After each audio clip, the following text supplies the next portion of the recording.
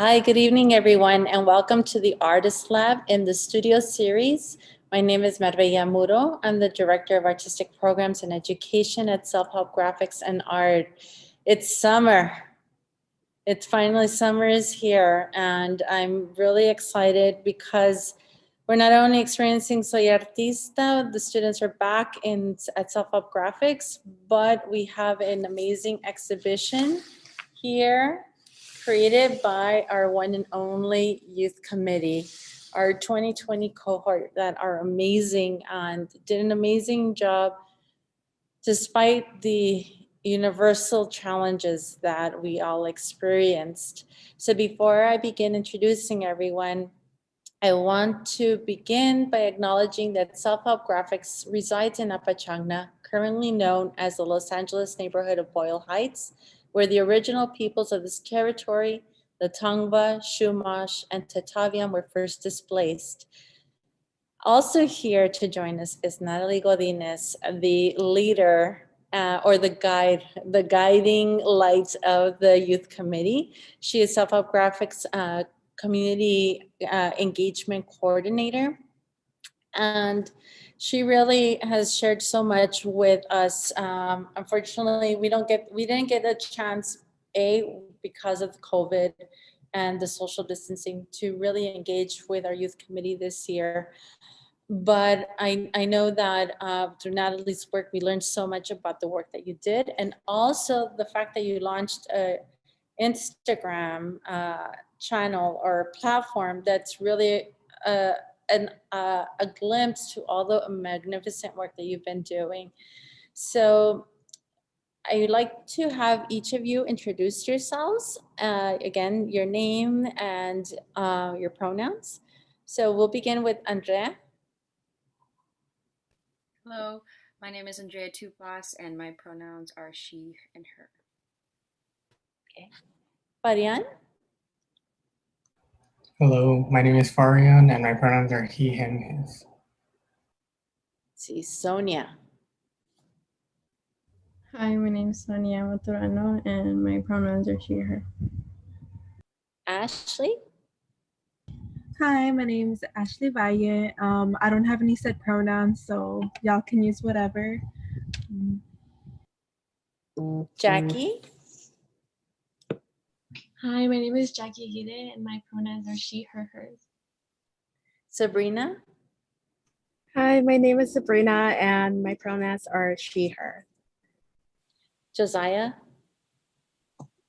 Hi, my name is Josiah Bias. My pronouns are he, him. And finally, Sitlali. Hi, my name is Siklali. My pronouns are they, them. So welcome everyone. And please, Natalie, introduce yourself. I know I did introduce you as well, but go ahead. And hi, everyone. I am Natalie Godinez. I'm the Community Engagement Coordinator at Self-Help Graphics. My pronouns are she, her, and I get to work with the youth committee. I also want to say we have one more person who's joining us a little bit late, but so we can let her introduce herself when he gets here. Okay. Yeah. So I know despite how difficult the year was, there were a lot of opportunities that were created for the group to meet. The Day of the Dead Altar, the mural with the music composition that was created for Re-Rise Art Rise, and then again, like I just said, our exhibition, and hopefully you can get to come here and, well, you curated it online, and then now it's up at Self-Help Graphics.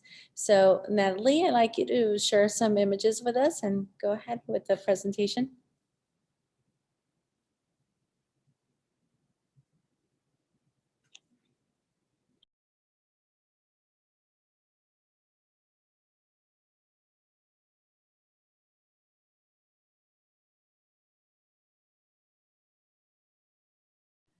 Natalie, you're muted. Hi. Yeah. Sorry about that. I must have muted myself when I was sharing my screen. So I will be sharing just a couple of quick projects that we worked on. Just I'll go through it a little bit quickly, and then we can answer some questions about the projects. And I feel like this project that's on the screen, you all probably forgot we did it. So it was at the very beginning. But one of the first projects we did was Allison Toon, who actually now works at Self Up Graphics, came to our space and we made voting postcards. But because there wasn't enough time to send them out, we kind of made them and then shared them on social media. So you see here everybody's work, encouraging people to go out and vote. So this was one of the projects one of the first projects that we got to do together and like make art together in the digital space, everybody at their own home, and then everybody sent me pictures, and then like I said, we got to share them with a reflection in our social media. This was a project where we kind of got to see each other in person a little bit, and create this beautiful altar honoring, like it says on there, honoring the BIPOC people who have passed from COVID. So, and the images included, people did some research about like different people who worked as essential workers who had passed away from COVID. And also one of the pictures is actually somebody who, one of our vendors who sells us all the flowers for Day of the Dead, her brother had passed away from COVID. So we included his picture too. And then the paintings that were created by Josiah and Jackie, highlighting the theme as well. So this was kind of, people came and we were socially distanced, making it together. And then there was also a music composition. I'll share the music in a little bit that Farian composed for it. And here's a little 360 video of there's some music that was happening. There was a recording happening for our virtual Day of the Dead. So there's some in that, but there's like a 360 video, like just showing like some more detail of the altar. So you can see the paintings and people were just finishing putting it together. So that was a cool experience. And then we got to hear from a lot of different speakers. I took some screenshots here, so from different speakers. So we don't have everybody on here, but we got to hear from Tania Íñiga, from Miguel Mendoza, who's from Ciudad Juárez, from a collective called Nómada Laboratorio Urbano. We got to hear from Pato Ebert, and then this is another picture of like the project we did. We kind of were imagining a crosswalk inspired by the work of Nómada. We also had to hear from Joe Galarza from the Laundromat Project. We're based out of New York. So something cool that the pandemic allowed us to do was that we got to hear from people from different places. So that was pretty cool. So we didn't only hear from local artists and organizations, but people in other places. And then here I have a screenshot also of Jackie Amezquita's work. And then this is like conversations we were having together about different work. So people got to make work at their own home and learn together. And then here's the We Rise mural that was put together. Ooh, it's a quick video of people putting it together. It's not the whole thing, but just people designed their all of their artwork based on activities that brought them joy. So it was inspired by some of the things people shared during our Wellness Wednesdays. And I don't know why it doesn't let me go. There we go. Each person designed their own image, and then we blew them up really big and installed them on the wall here at Self Up Graphics. It's a wheat paste mural, so it's a paper that's like put together with some like a glue paste, and then also has a music component that was accessed through this QR code. And this was a really huge project, and I think everybody did such a beautiful job in creating works that were really individual to each person, but they worked really well together. So it's really cool. And then this is another project they came up with, which is creating, I was a little scrolling of the Instagram. So they created an Instagram page to showcase the work. And this is something that the previous youth committee really wanted to do and we didn't get to do it. So this year was great that we got to create a little page so people could see in SHE Youth on Instagram. You can find us there. And then here's the exhibition. So this is, I put some of the work here from the youth aspect of the exhibition. So one of the ideas for the Instagram was to showcase other young people's artwork. So we did a call out that, well, some of the youth designed a call out that included some language about something that you wanted to see a change in or something. Yeah, so that was the inspiration. And then people submitted artwork, and some of the artwork was also from the youth committee and then youth activists at Self Help Graphics. And then now this is the exhibition that has been extended, and now it's in our gallery, including artworks from our archive that really connect well to the themes that the exhibition already had. But the virtual exhibition lives on our blog, so people can go on there, look at the work, and then also read the reflections in the of each of the artists who contributed. And then this is a project that we're still working on, that we were interviewing a bunch of people about different topics about that are connected to housing justice and displacement, and everybody got to kind of do one interview, and then we're going to put it together to create a series of 3 videos, short videos that will live on our social media. So that's still in progress. So the artivists here at Self Help will kind of help us also with this project to finish it. And that is it that I have. So just a quick overview of all the things that we did. So in case you all forgot all the amazing work you did. Yeah.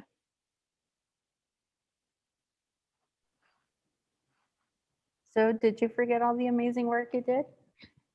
Or were like a lot of things like, whoa, wait a minute, I forgot about that? I mean, because I don't know if it's an age thing, but I forget what I did last week. So much less a couple of months ago.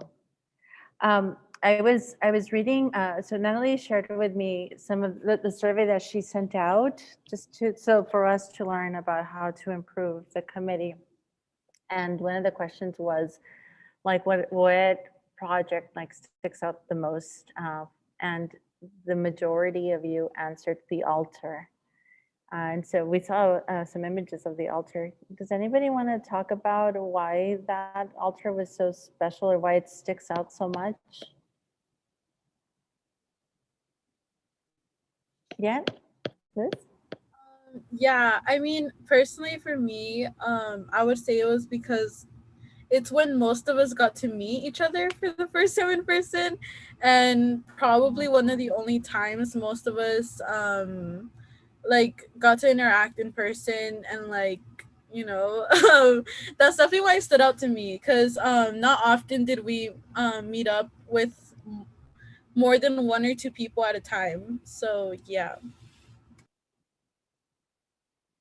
Yeah. Anyone else? Yeah, I can add on. I think definitely. I had to. Oh, go ahead, Andrea, please. Okay. I definitely No. the physical aspect of it, because we usually just made, it was October, but then the last few months we usually made like virtual, and then we didn't really get to see it. But this was the first time we all like got to put our hands together and work on something. And yeah, it was really fun again, just seeing everybody for the first time, meeting and seeing how tall people were. You know, it was different than seeing how people were on Zoom. Yeah. No, that's a really good point, both of you. Yeah, meeting for the first time. You know, we have a staff here who we hired. She's our education coordinator, and until I went to go deliver the laptop to her, it was the first time that I had met her. But you met her, Allison Toon, and so I completely understand that. Like, oh my God, I've been talking to you forever, and here you are in flesh and blood. That's it. I understand why it sticks out so much.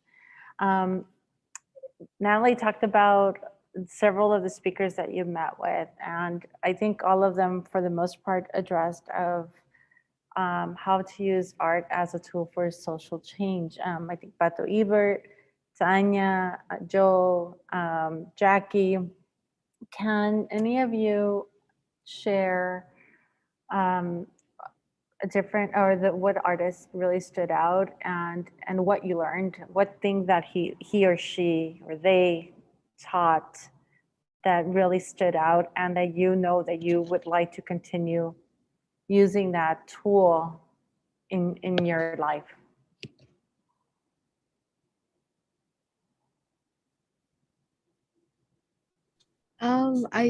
For me it was Joe Galarza.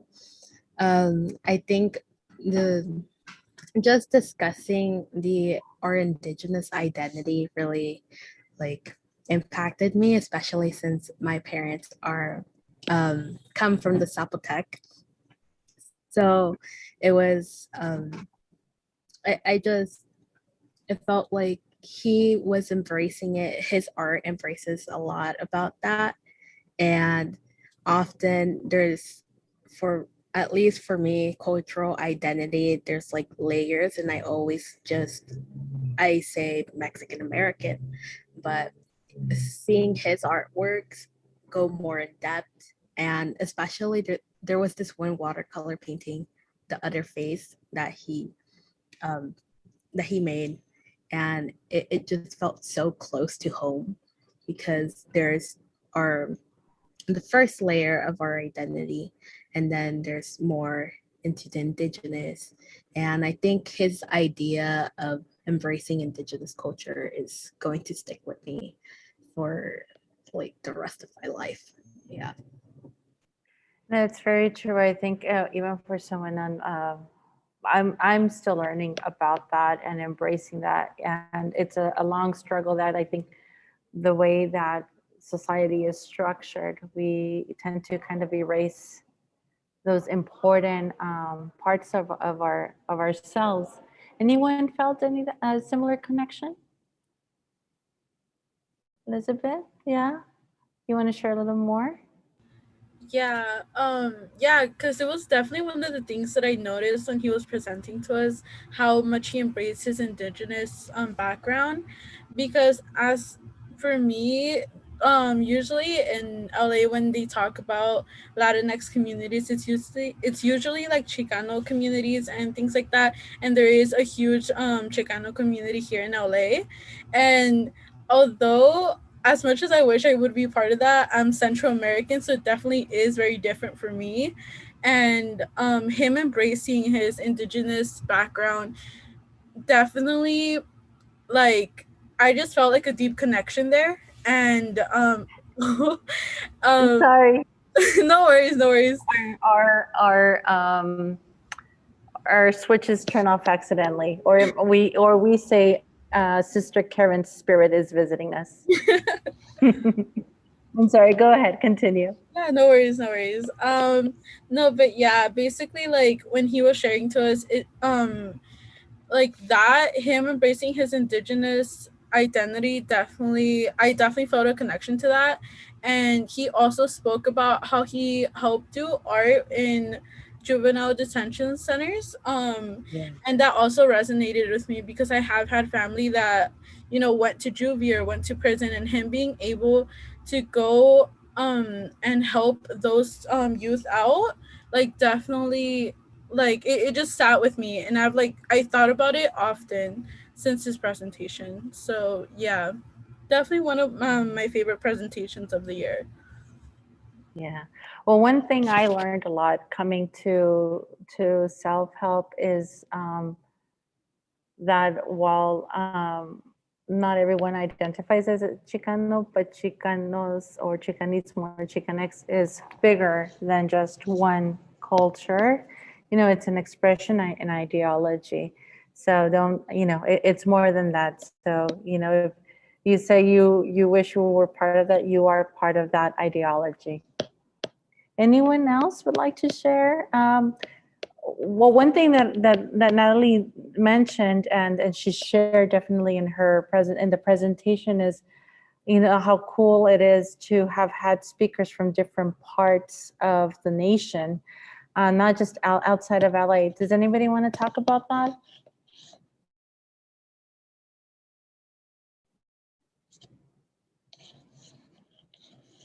Like what maybe something that stood out that was maybe very similar to like the people that they were working with, that artists were working with, like parallels. Yeah, Josiah? Oh yeah, I mean the laundromat project, that was really cool.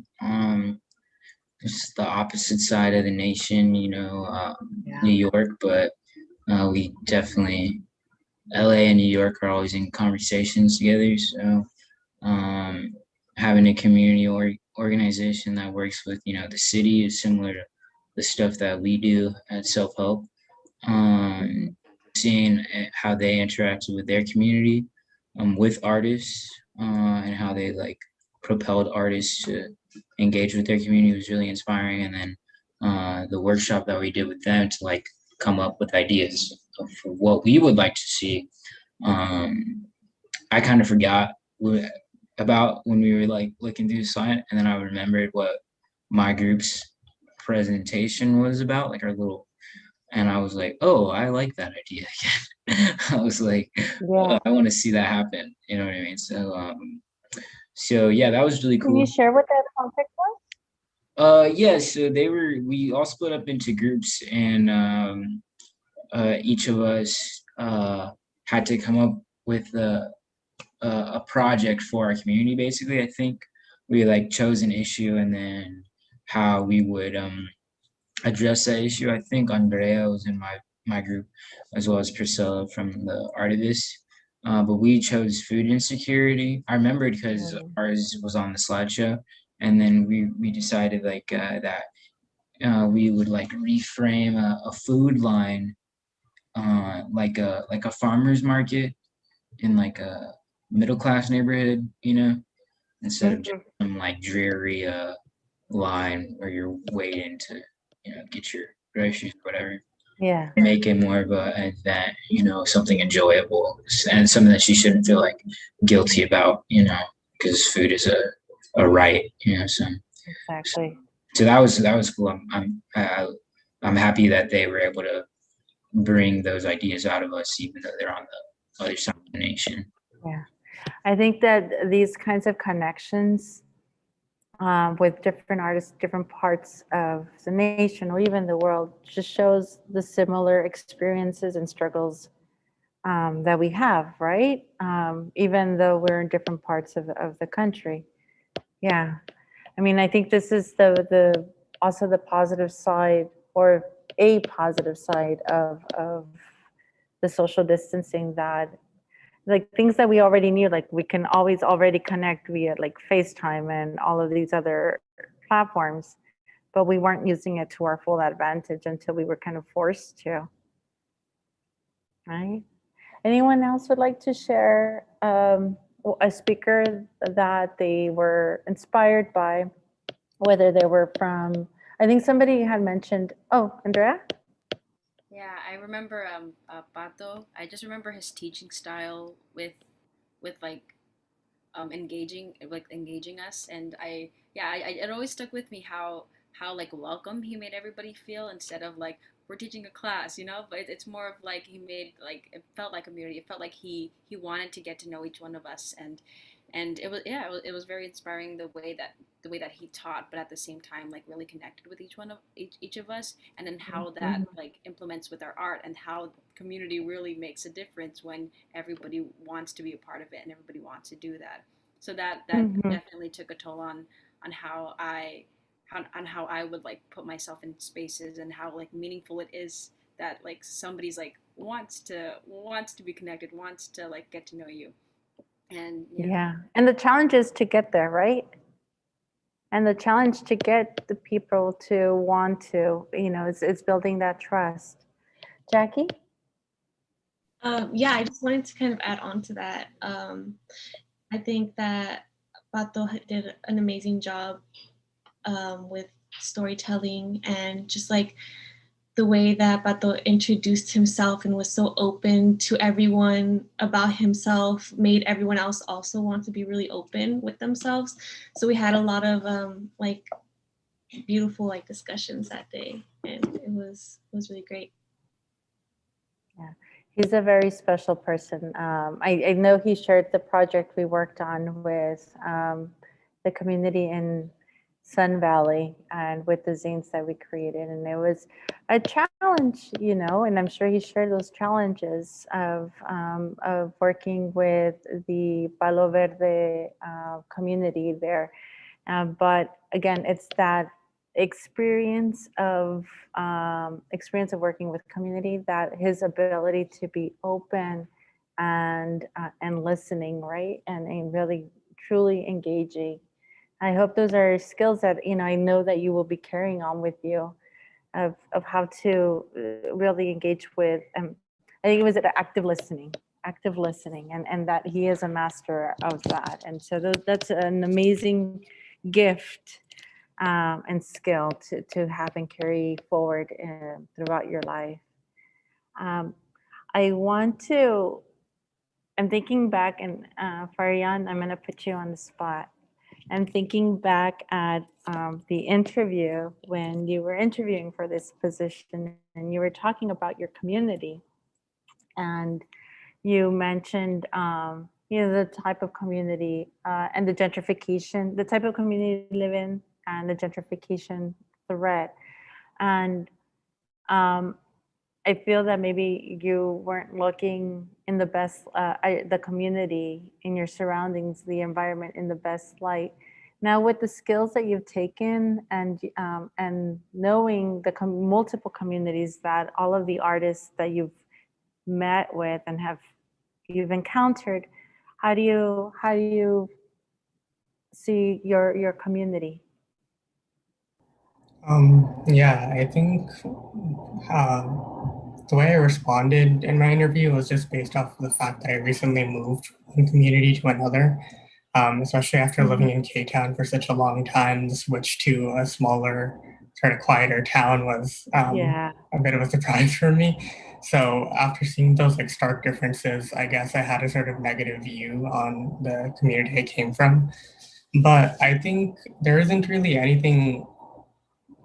I mean, gentrification is bad. It's just like, I guess the effects it has on people is bad. But I feel like something I've learned is that there is the possibility to like have those resources available in those communities that are being gentrified. And I think that's a little bit more important to focus on rather than the fact that, okay, K-Town is getting gentrified. What now? So yeah, I think that like after seeing what different artists and I guess activists have done within their communities to sort of like give back or even make resources available, I feel like from what I've learned that I can also be in that position to give back to that community. Yeah. And I'm going to ask Ash, what from your experience throughout the year, what is a surprise? What were some surprises about you that you learned throughout the year? Not what like, oh, wow, we're learning this, but what did you learn about yourself through this process? That's kind of a heavy question. I think I need some time to think. Can you tell me that, we'll start off by maybe a surprise that you, like a speaker that, or something that you learned that was like, oh, wow, I didn't expect this? Not something that I learned, but like something like an artist, a speaker that really impacted me was Tanya Winiga. Like I've been trying to put into the words, like that's why I've been looking down. I've been trying to write down, but like nothing can fit how like I felt about the whole presentation. I like cried watching her documentary. It was really hard hitting. Like her piece metabolizing the border. Mm-hmm. No, I felt a lot of things. I felt scared for her because you know they're glass pieces, and you know the glass huaraches, she could have hurt herself, and she was doing this to show people like how the border impacted all of her senses. Mm-hmm. Yeah. Like, you know, walking into someone's shoes, right? Yeah. and I guess it sort of this is sort of a weird mindset, but it made me realize that I kind of cross borders every day, cultural borders. That's something I had been thinking about, that I cross borders every day, but I myself also feel like I'm a border sometimes. I'm a no sabo kid. I do not speak Spanish very well. I'm a border that my mom has to cross every single day. The rest of my Spanish speaking family has to cross every day. But I'm slow in both languages, so something that I like to tell my friends is that you'll explain it to me in English 10 times and in Spanish 15 times. There are a lot of times, obviously Spanish is a bit more. um, but after that, Tanya Waniga's presentation, the idea of what a border is and what it looks like. I looked at a lot of border art after that. It definitely made me think about that, and how it also made me think about the concept of a third space. I think it was Sherry Moraga. I'm not sure though.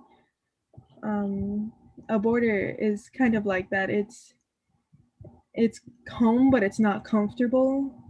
Does that make sense? I think so, yes. Yeah, I have a lot of ideas right now, but That's fine. No, thank you. And there's an old term, and I think it's from a silly movie from the 1980s, from a character called Maria, India Maria, and it's ni de aquí ni de allá, not from here or from there.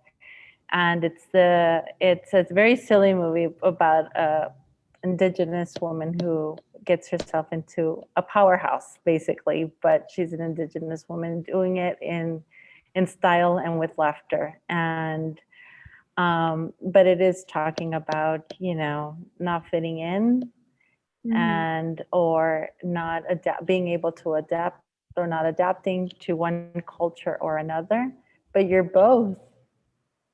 It's a lot. And I mean, I think this Vanya's work, it's like, what is it? She's talking about borders, but it says, her title says like, together we can defeat, or we can triumph. And I think when you have community and the peers like this committee, I think that will help you through your process of yeah. It also makes me You were think saying, Ash? The beautiful things that come from borders, like the different cultures, la mezcla, like the like Chicano culture, Chicanx culture, whatever. But that wouldn't have existed without without the existence of borders. Yeah. Yeah. Lost track. Thank you. No, thank you. Anyone else would like to share surprises, or maybe a surprise that they about themselves that they learned through this process year out, or a surprise that happened that you were like something you learned that you didn't realize that this was something that you would come across? Sonia or Citlali?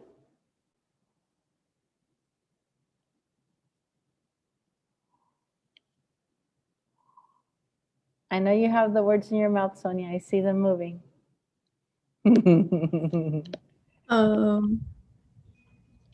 I guess one of the surprises for me was at the beginning, I would kind of not be as, I would be like doing my work and doing everything I could. But I learned that sometimes I should not stress over it.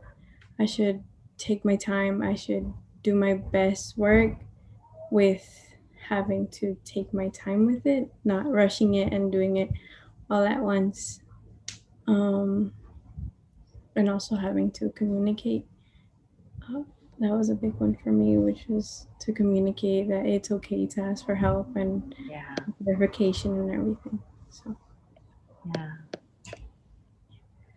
I want to if Natalie, if you can put the music from the We Rise, I want to really. We got the opportunity to see the images earlier, so I do want to honor that music component. I have to say that you guys are such an amazing, you are an amazing group of people, so creative. And I mean, we were just constantly thinking like, okay, we got to bring in the youth committee because they could do this and they can do that and they can do this because you're so creative. And I'm really excited that we had the opportunity to work with you. Do you have it, Natalie? Okay, go ahead.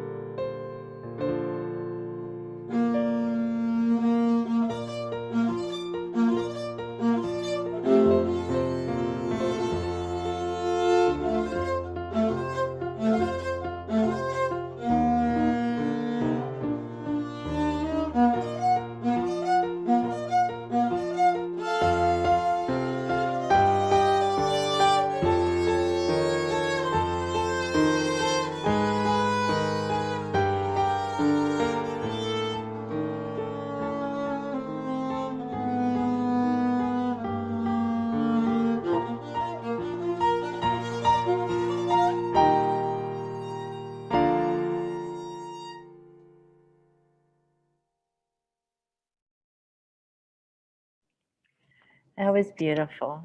So will the musicians step forward and talk about it? Andrea, you want to start? Sure, a step forward. Yes, Farah and I were we're not visual artists, and we're like, what can we do? So we decided, oh, let's create a piece, or I think, or maybe Natalie was the one, and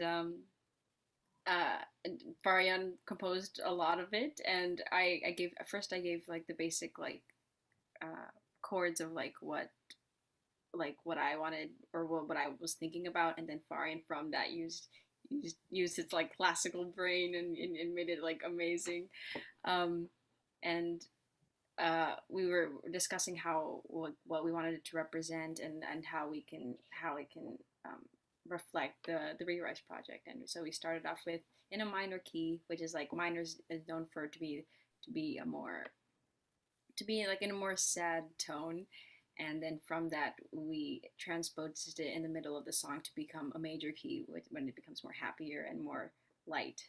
But Farian, I'll pass it over to you. Yeah, that was pretty good.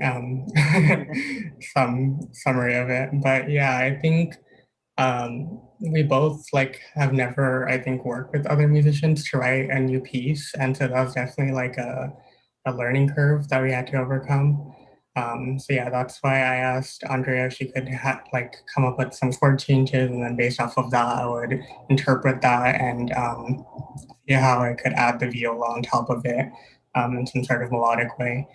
And yeah, like Andrea mentioned, I think the idea is like transforming from this stage of like, not knowing what to do, I guess, because in quarantine, everyone was surprised we had all this time and we didn't know how to spend it. So, we're all kind of just like surprised and, trying to come up with all sorts of things to keep ourselves busy. And so I feel like we wanted to reflect that sort of idea of like being sad and like being stuck at home, and then eventually finding the tools to like basically make the best of quarantine and like staying at home.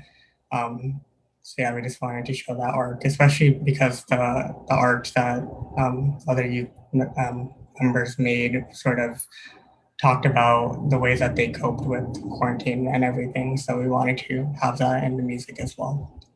Yeah. It's beautiful. It's so beautiful, and I'm glad that you all had the opportunity to come and see the mural and to see how it was well received, and I mean now I mean it's still there, a little faded, but it's still there, but it still lives on, and the music still lives on. I want to ask a last question, and I want to begin with Citlali. What would you recommend or suggest or advise the new group of youth committee members?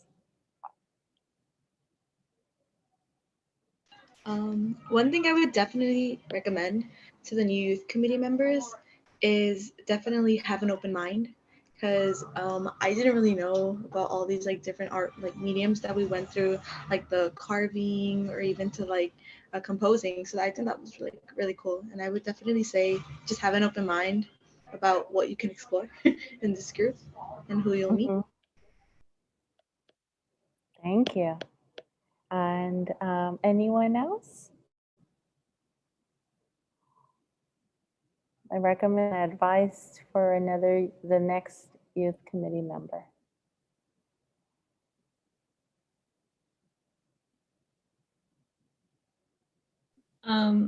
Oh, Jackie, go ahead, Jackie, and then Ashley. Yeah, I just say don't be afraid to come out of your shell. Like, I know when we first started meeting, everyone was kind of nervous to meet each other. We were like, I don't know these people. I don't know who to talk to, but everyone is just so amazing. And yeah, just don't be afraid to come out of your shell and to talk to people, because you meet a lot of amazing people. Yeah. And Ashley? The advice that I dish out is, I know that the new group is barely going to start, but for when it ends, just know it's not actually ending. Self-help graphics is there for you for life. I've been going to self-help, I think, since I was 15. It's definitely become like a pretty important part of my life. Like, just the memories that I created here, like I know I'm gonna be taking them with me. Thank you. I want to pass it on to Natalie, and if she could, because I want to remind the viewers that we have this amazing exhibition, Our Voices, Our Future, Our Way. And I'd like for Natalie to kind of give us an overview, and maybe if you can chime in, of how you came up with the title and the process of like what the exhibition will be about. Natalie?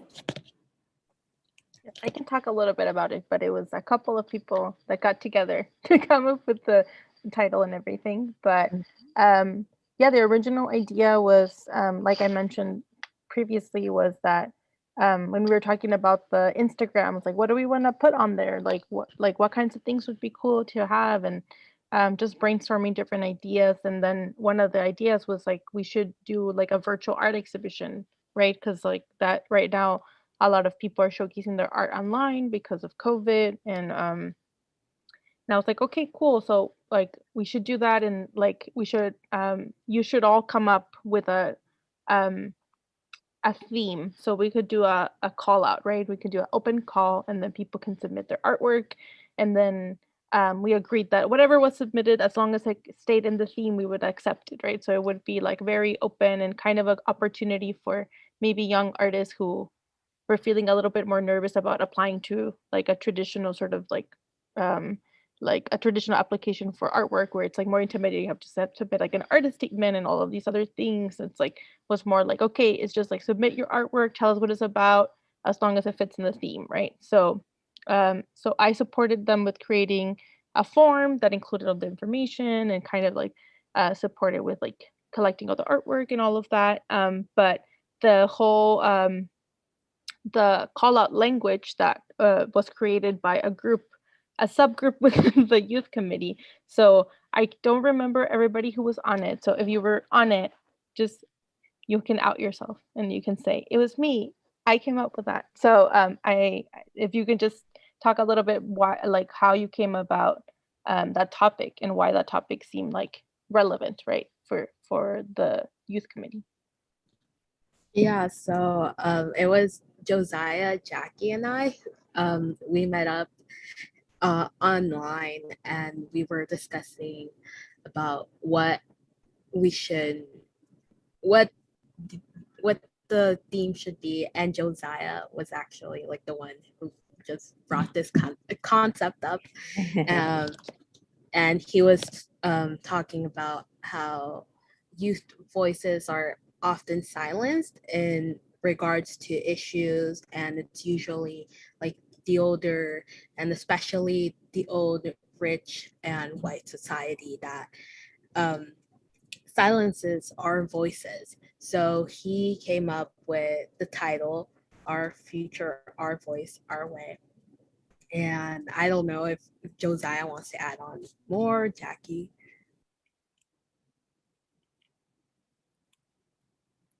Yeah, I can say some. Yeah,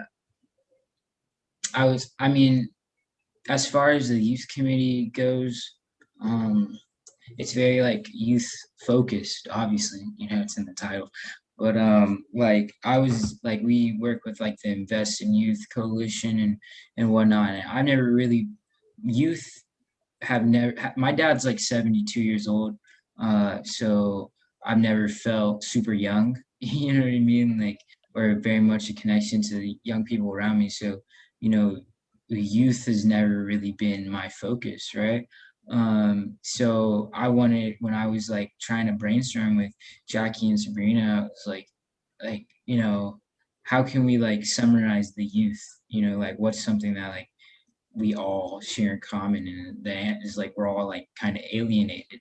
It's like you got Mitch McConnell and like all these people who look like they're on their last leg of life, making these decisions that are gonna like affect all of us for years to come, and that's not right. And so yeah, I felt like, because originally we started talking about maybe like gentrification, and some people were saying classism, and some people were saying like education, and I feel like those ideas are like niche, right? And like I've never cared about education, like that's a broad statement, but like like that's not the thing that I care about the most. But as far as our future, that's something that we like all share, and our future is affected by xenophobia, homophobia, classism, racism, what have you, right? So all these issues are kind of barge us all down, and we often aren't given enough time and respect to say how we feel about what's affecting us. So I thought it'd be important to create a maybe like a more open, just so that people would have the space to share their voice, you know, and then their future the way that if they had a say, right, like what it would look like to them, and what really matters to them from their perspective, right? So that was a little bit of the inspiration behind my ideas. Thank you, I Josiah. wanted, sorry. Go ahead, Can Natalie. I just add something really quick that I feel like I forgot to mention? Before Sabrina, Josiah, and Jackie got together, we did do like a brainstorming session together. So like all of us, the whole group, and so we would meet every Sunday. And during one of our meetings, we did do a brainstorm, and then kind of all of those ideas were brought to the like front, and then from there, it was kind of in the subgroup decided that to include all of the ideas, then it would be like, how do we include everything? So kind of like making sure that we would include everybody's ideas and everybody's contributions, but like it's still gearing it in a way that other people could still submit artwork. Yeah. And then just to extend it for committee members that didn't participate in or enter in artwork, they also contributed to the exhibition, the on-site exhibition, by selecting a work from Self-Help Graphics' vast inventory of prints. And I think that if you get a chance to visit, you can see how well those works are in discussion, and with your works that were created for this exhibition. And you know, some of the works were done earlier in the 80s and some in the 90s, but these are topics that we're still talking about and that we're still dealing with. And so I think that you guys did a fantastic job in selecting and really digging in to see what the works were about, and really curating the show very well and bring it all really nicely together. So I want to invite again our viewers to come and see the exhibition. We are going to, as for the run of the Soy Artista program that we have in the summer, we are going to have the space open to the public on Fridays from 11 to 5.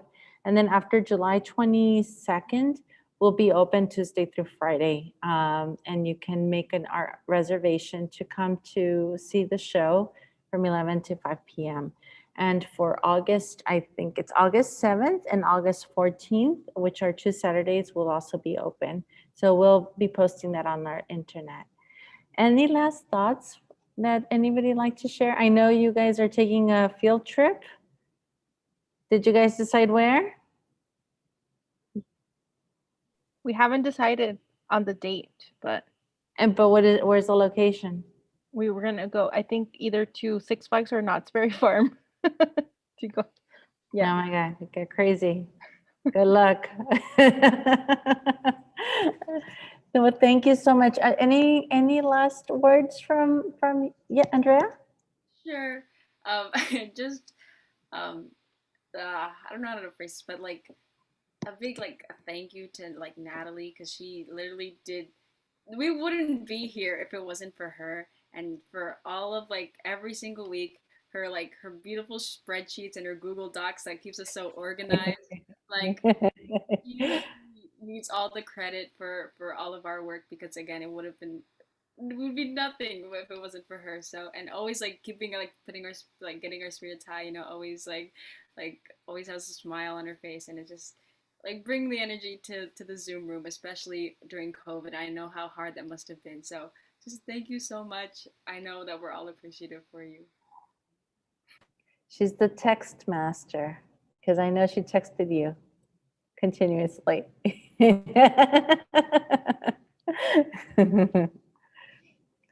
Well, thank you again. And on behalf of Self-Help Graphics, I cannot share how honored and humbled we are to have you as part of our team. And I think it was Ashley who mentioned it's not only a year commitment, it's a lifetime commitment, and these doors are open to you and your families forever.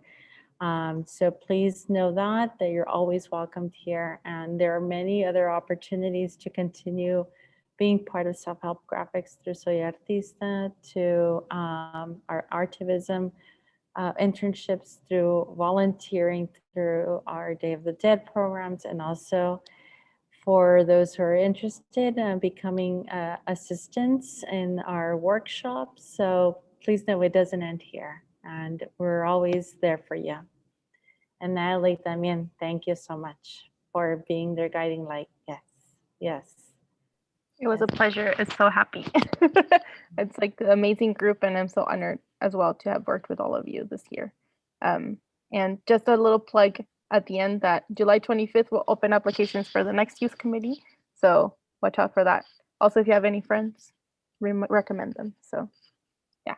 And then also a plug for Wellness Wednesday. Oh yes, and we have Wellness Wednesday, July 21st here at Self-Help Graphics in person. So if any of you here want to come, anybody else, we're going to do a weaving workshop. It'll be very fun. So yeah, looking forward to that. But thank you, everybody. Thank you, everyone, and have a good night. And we will be taking a break with the Artist Lab in August, and so we will see you in September. Thank you again. Good night.